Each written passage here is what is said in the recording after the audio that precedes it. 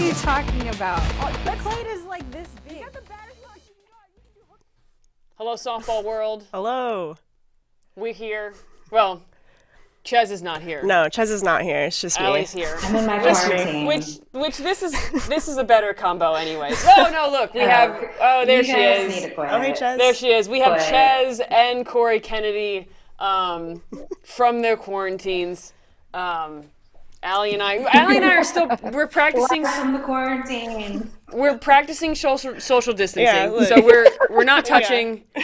We're we're close to the It looks like recommended. it's not going well. It's we're still working on it, but we're here and we have quite a bit to talk about. Chez, why don't you kick us off here from your quarantine? Wow. First off, what was the first thing everybody bought at the store before they went into quarantine?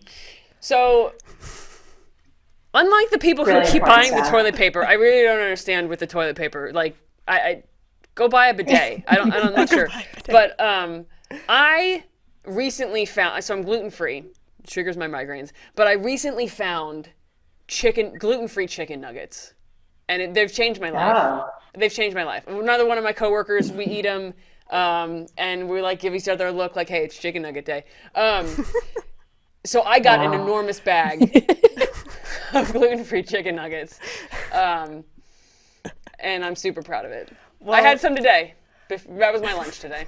I made the Weird. mistake of not going to the grocery store, so Rookie mistake. yeah, I am running low on food right now, so please send any donations. Oh, wow, Allie. I know, I'm on my last roll of toilet paper, so I'm trying to make it work. And we went, this weekend, Amazon did have toilet paper. But not anymore. But we checked prior to the show, and there is nothing left. There is nothing left on Amazon. So Allie has no food, and she has no toilet paper. Please help. SOS. It's because the crazies are hoarding the toilet paper and leaving none for Allie. But I don't understand. I don't Insane. understand. Corey, what did you get? What did you stock up on? I haven't really stocked up on anything. I haven't you're in bought Allie's boat. anything out of Yeah, the so usual maybe- besides today. It's just like the young millennials are just like, Well, it'll be I fine. went to Hy-Vee, when was it? Yesterday, and the guy was bringing the toilet paper from the back, like, to the shelf. None of it even made it to the shelf because people were just pulling it off his cart. I was like, you've got to be kidding. Did you get any? Did you get any toilet paper? No, I didn't. Chez, what did you stock up on? No. Let's see. I bought some pasta sauce. I've been buying in bulk lately, so I bought some nuts, some oats, some hemp seeds. I did buy toilet paper, but it was because I needed it, and it was before the whole crisis happened, and people were just like buying everything. So I feel like I was pretty prepared.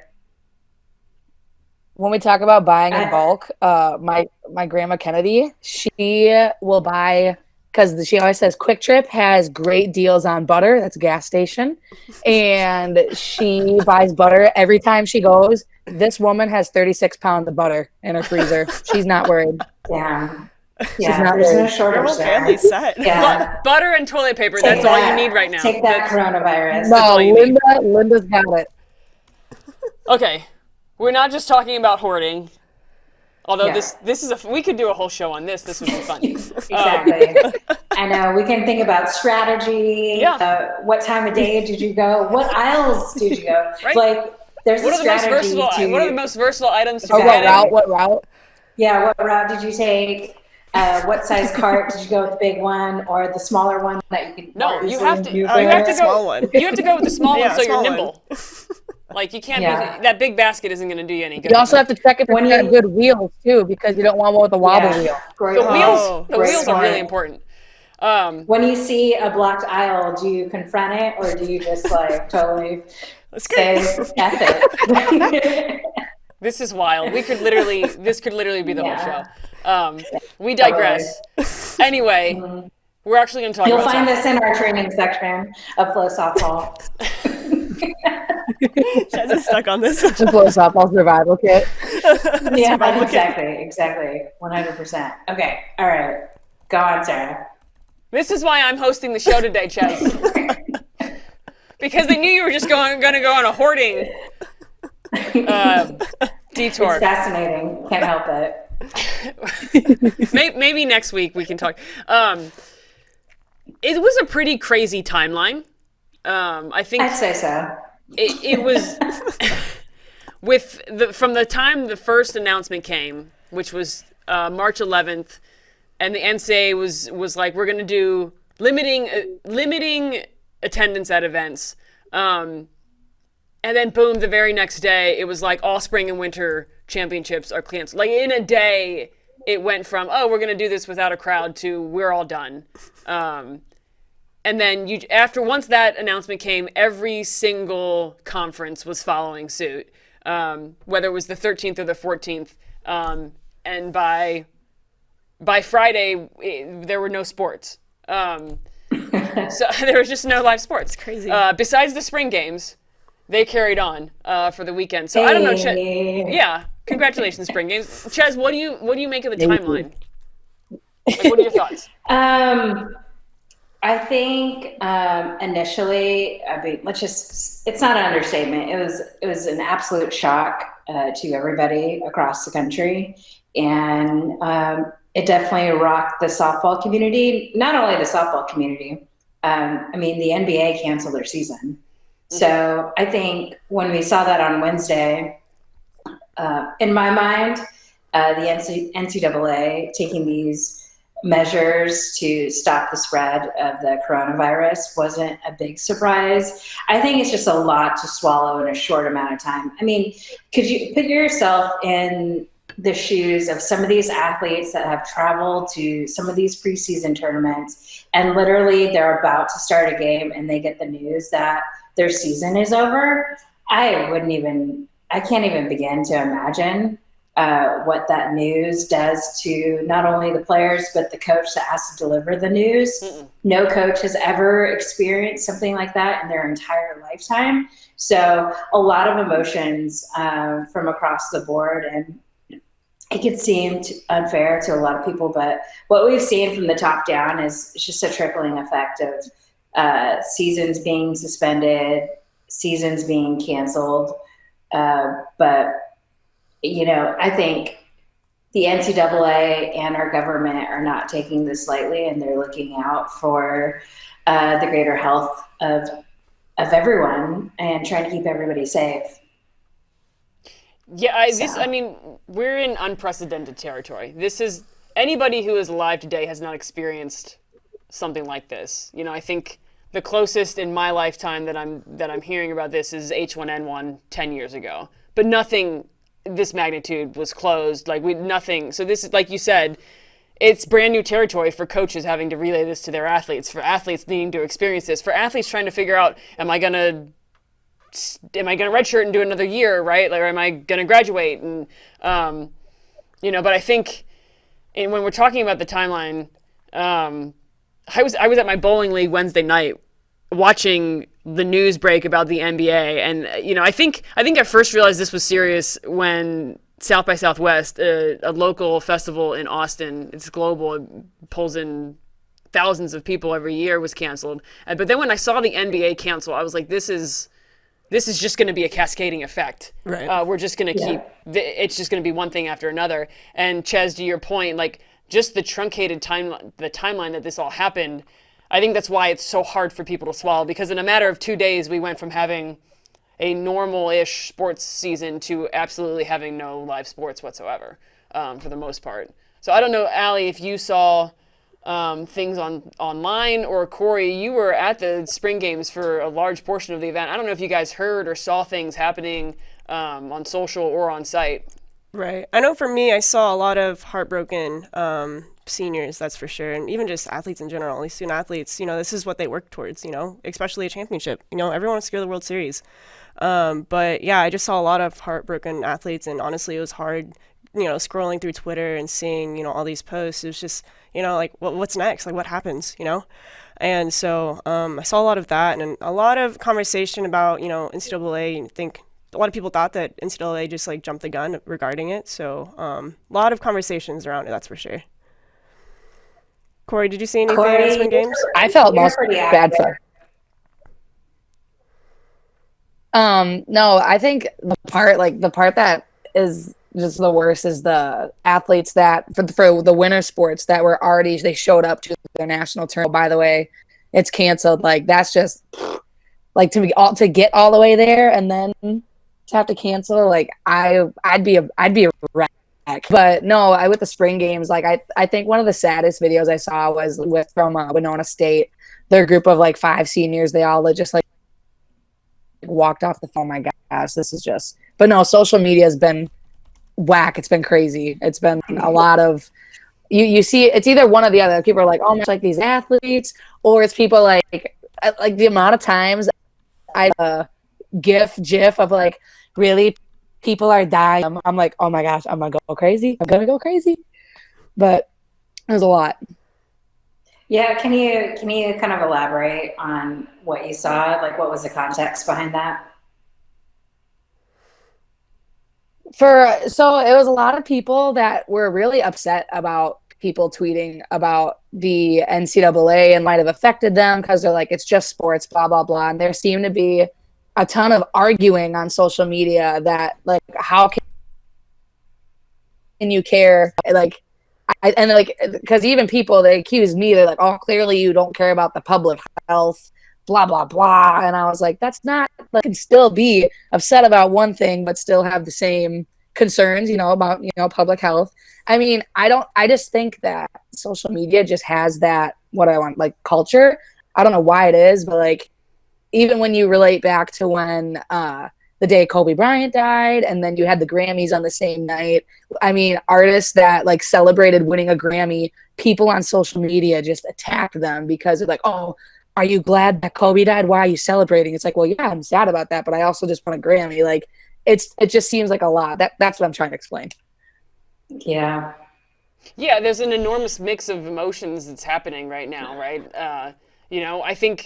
I think everybody wants everyone to be safe. Yeah. And I want the right precautions to be taken. But am I devastated for the athletes and the coaches? And to a later point that we're going to talk about, the support staff of these sports that are losing their jobs and losing their opportunity. Of course I am. But,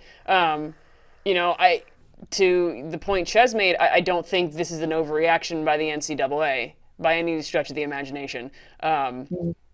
Or any governmental agency at this point. I don't think we're overreacting to this situation. I think the people who are buying out the toilet paper, to our helping her out. Come on, are overreacting.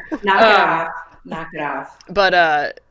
But yeah, there you can have two emotions being handled at the same time, and I think it's okay for these athletes and these coaches to feel devastated about their season and also want everybody to be safe and healthy at the same time. Like, one of the worst feelings you have is you work so hard for something. You have a vision of like what it's going to look like, what it's going to be like. You put in all these hours and you show up and it's just over. I mean, I would feel like tremendous grief and an inability to know how to even cope with that, because your life trajectory is no longer on the same path as it was yesterday, or hell, even like an hour ago. So I think for the people still dealing with that, it's just take some time. You don't have to have it all figured out right now. And that's okay. Just take it day by day. Because, I mean, I know when I first saw the news, my immediate reaction was, yes, this is very serious. But I also, I wasn't really vocal on social media because I didn't know the full scope of the story. How badly is this spreading? It's like, I'm hearing that referees are coming up positive for coronavirus. And it's like, we have still yet to see the worst of this. So why don't we just see what happens, and then be able to come up with better solutions or react to it. Not just like jumping the gun and like saying, you're wrong, you shouldn't have done this, like you crushed these dreams and whatnot. It's like, I don't think the NCAA is trying to crush dreams. They're like, are absolutely just taking precautionary steps, and like they lose a lot too. They don't gain a whole lot by canceling someone's season. Like, come on, like, do you think they want to do that? March Madness like that? Yeah. Well, anyways, so the NCAA and the committees for Division I, II, and III, they came out and made a statement that they thought that eligibility, an extra year of eligibility, would be appropriate for some of the seniors that have pretty much lost their 2020 academic season. And while that might be just like great news for some or most Division I athletes, I don't know if that's necessarily the case for D2 and D3. Cori, can you shed some light on that? Yeah, I think it'll be really tough for D2 and D3. I mean, yeah, it's a great idea that your eligibility back, but I just think it's going to come down to who can financially afford it. I mean, if we just want to talk about the conference I came from, well, so D2, you get 7.2 scholarships a year. And so, I mean, in our conference, not every school is fully funded. And I just think it's really tough because if they have most of your scholarship money in this in a senior class maybe, and they're going to be back for another year, then you have to worry about providing like a scholarship for them. Plus you have a freshman class coming in too. It's just a lot of money stuff that I don't know if a lot of schools will be able to accommodate for it. I don't know where they're going to get the money from, and maybe the NCAA, they have a solution for that, but until we hear more about it, it's really still up in the air for D2 and D3. That's in my opinion anyway. Yeah, no, I agree with you. I was a D2 athlete as well, and I'm thinking back about, had this happened during my senior year, I wouldn't have had a senior year. It's not that I would have, I was on partial scholarship, but I wasn't going to stay another year and delay my life to play a season with, I did with the partial scholarship, right? I think, and D3, that's no scholarship, Division II. So we essentially just watch these, a large majority of these seniors lose their academic, their athletic season as seniors, which is heartbreaking. And I think it is a different story for D1. I'm not saying that there aren't going to be complications and the financial kind of repercussions of all this for teams, for schools, for players, for conferences. It's going to have to be something that's fleshed out over the next probably year. But I think it's a different mindset for D1 versus D2 and D3. Chez, if this would have happened your senior year at UT and you're like looking at the possibility of going to the World Series, what is that? How does that change? What does that mindset look like for you? Well, I'm so glad you brought that up because Texas is going to be awesome next year. Because I had to give you, throw them up, Chez. Throw them up. We're waiting for it. Yes, thank you. I gave you a softball right down the middle of the plate for you to throw those horns up. Yes, they're going to be very good. I would probably stay. I would play, definitely. If cat's on the mound, I'm playing second base. That's all I know. if that were me, for sure. Now it would have been a little bit more complicated for me because I tore my labrum my senior year, but I probably would have found a way like I did, my senior year playing with it torn. So, it's a great option for some seniors, but we still don't know the full scope, and all the details have not been laid out by the NCAA on what that actually means. Is that going to be conference by conference? Is it going to be university by university? We don't know yet, but when we have that information, we'll definitely be able to share that with you guys. And then just for some of you readers out there, we'll have some some articles coming out later from the D3 perspective on this whole situation, because it's bananas. But quickly, we're just going to touch on just kind of outside of just the players and the coaches affected. For some of you out there, you see umpires are working there all day long. They lose the opportunity to do their jobs, and they're looking elsewhere. So if you know any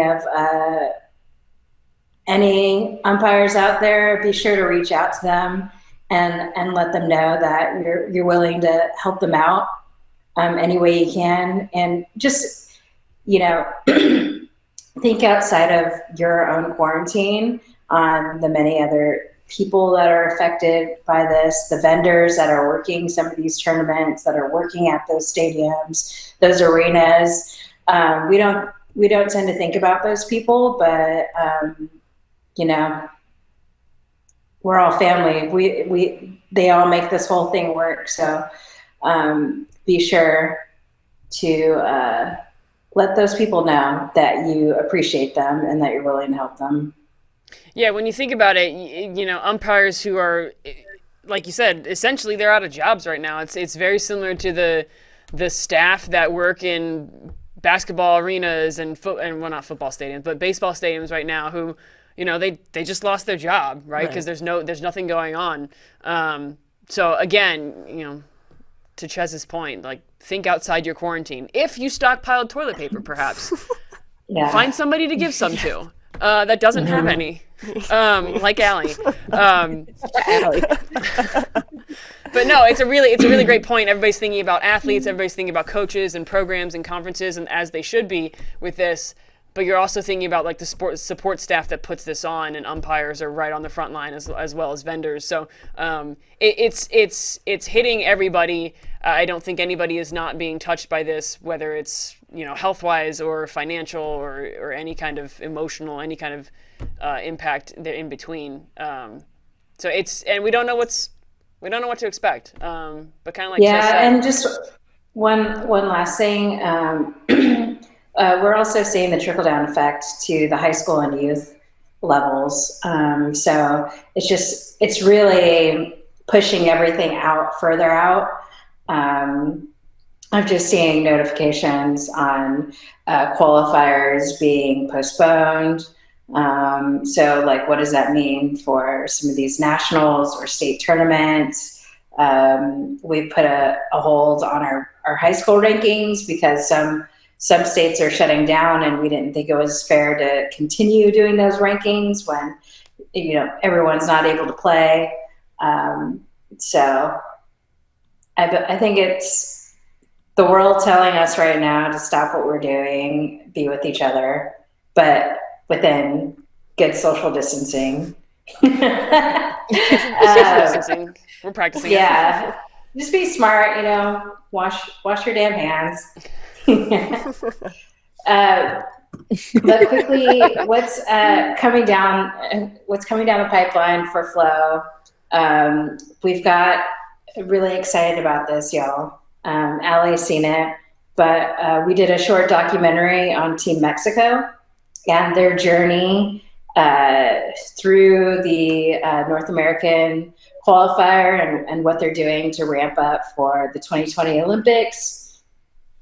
We've got some hitting technique coming out from Coach Steve Singleton at Texas. And then I will be starting my own podcast separate from you guys just because I need time away from Sarah. She's like, what? So I think everybody can agree. That my hosting today was far superior. You did a great job. You did a great job. But yeah, no, if there is anything good that comes out of this, you will be seeing Chez and me more often, and a lot more of Chez with podcasts. And I think here's the deal: we're gonna be still bringing it to you once or twice a week. Yeah. Yep. We'll see you guys on Wednesday at 2:30 at our normal slot.